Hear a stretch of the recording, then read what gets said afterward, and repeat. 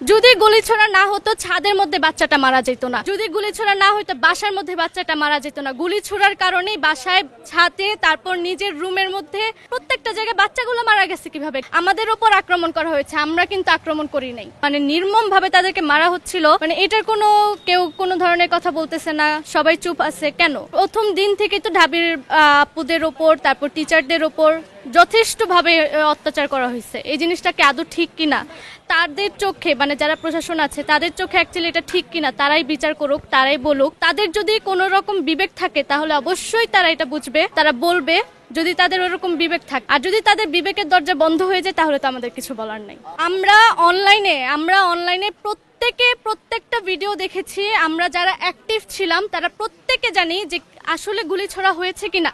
যদি গুলি ছোড়া না হতো ছাদের মধ্যে বাচ্চাটা মারা যেত না, যদি গুলি ছোড়া না হতো বাসার মধ্যে বাচ্চাটা মারা যেত না। গুলি ছোড়ার কারণেই বাসায়, ছাদে, তারপর নিজের রুমের মধ্যে, বারান্দায় প্রত্যেকটা জায়গায় বাচ্চাগুলো মারা গেছে। কিভাবে? গায়েবীভাবে গুলি আসছে?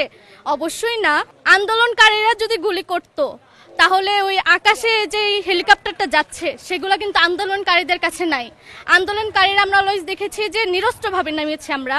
আমাদের ওপর আক্রমণ করা হয়েছে, আমরা কিন্তু আক্রমণ করি নাই।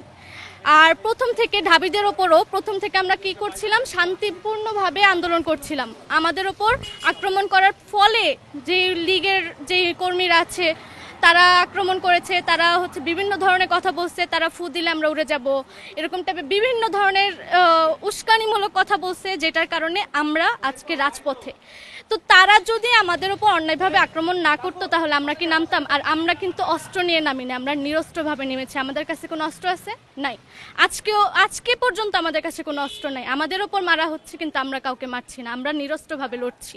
ইনশাল্লাহ এই লড়াই চলবে।